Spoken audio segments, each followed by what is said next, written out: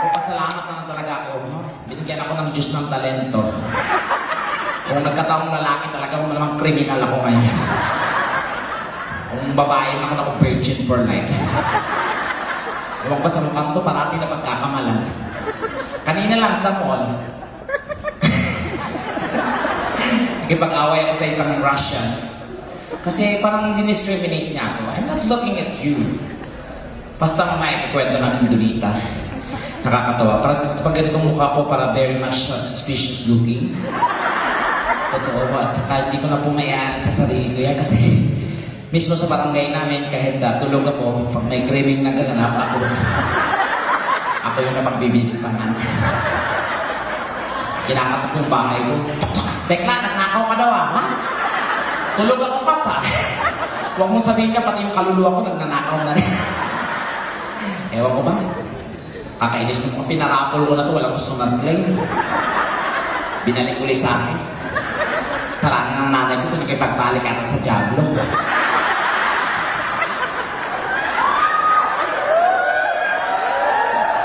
Totoo yan, kasi kinikwento ng nanay ko sa maliit pa ako. Alam mo ba na, nung pinanganak kita, sobrang nahirapan ako sa'yo, muntik ko na ikamatay. Bakit naman ma? Sampal pa nga ako ng doktor eh.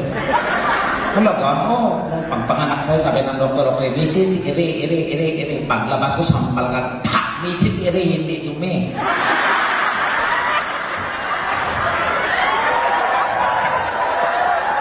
Gago yung nanay ko. Pero, nakakatuwa, yung tatay ko, nung pinanganak ako, sabi ng doktor, okay, sino pong tatay nito? Wala, ayaw mag-raise ng hands ng tatay ko.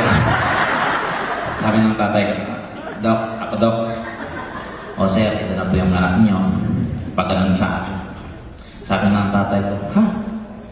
9 months ito lang.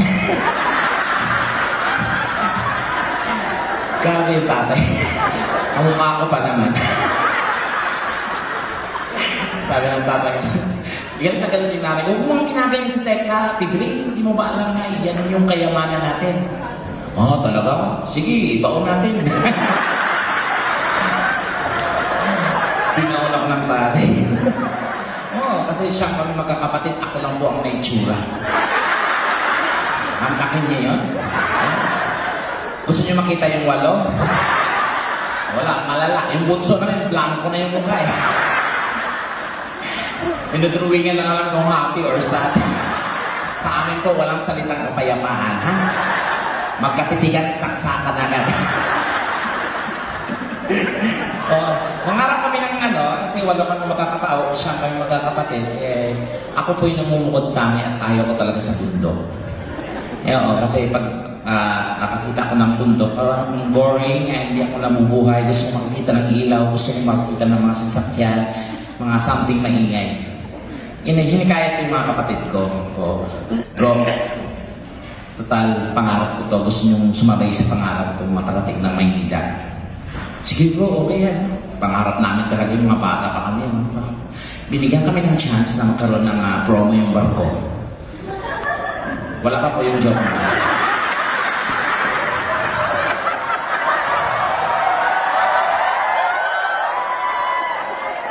Nakakapikong kayo, titingin sa mukha mo tapos sa tawa. Di ba nakakagago? I love you, Chu. Sige. Sila mami. Hello, mami. Lalamig ko kay nanay.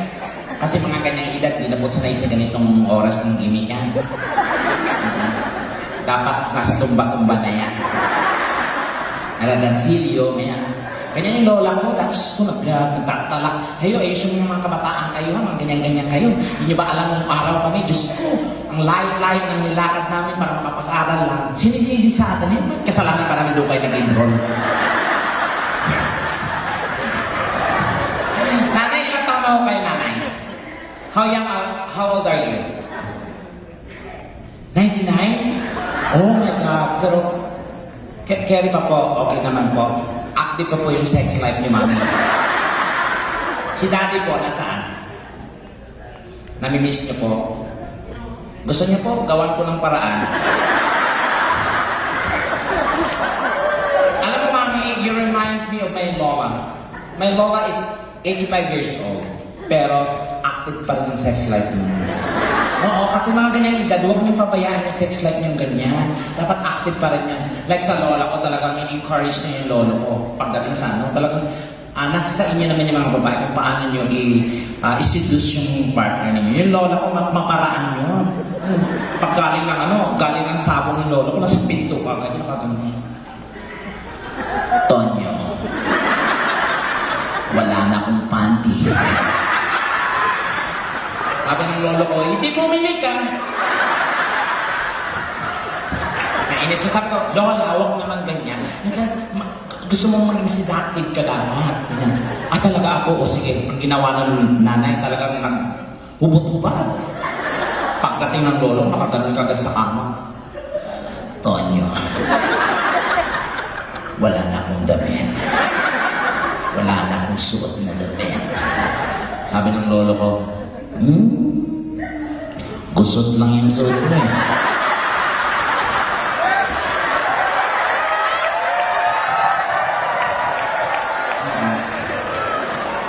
Tapos grabe active yun. Just talagang, yung lolo ko, tinuturuan niya ng mga paraan na sino ba mga may edad na dito? Yung may mga problema po sa pakikipagtalik. Si Daddy, matanong ko lang si Daddy, medyo may Daddy, yung may camera po. Medyo curious lang po ako. Daddy, sa ganyang edad po, active pa po yung sex life niyo. Active pa? Wow. Kasi huwag po kayong gumamit ng mga kung ano-ano, like mga Viagra. Viagra, guys, is not safe. Kasi, even the robos, hindi po siya safe, sir. Totoo, kasi you have to consult the doctor kung tatanggapin po ang sistema niya. Oo. May kapitbahay kami ganyan, matanda. 5,000. Diyos ko, Viagra ng Viagra dati. Pag inom ng Viagra, ayaw pang tumayo. Viagra ulit. Ayaw pa rin tumayo. May inipin. Sa 2 oras, naka8 Viagra. Ayaw, sinugod sa ospital. Patay. Viagra overdose. Kawawa yung bangkay, hindi mailibig. Kasi kung saan namatay, doon lumipekto. Hindi may isa kayong kabaho. Oo. Ang pinaka-safe din po yung mga herbal po, Daddy. Totoo. Mayroong discover nyo yung herbal na sobrang effective po, yung katas po ng dahon ng makahiya. Pero if didiktikin nyo po yun, isang kutsara ng pagkainom, tayo agad. Ang side effect, pag nasanggi, titiklop din po.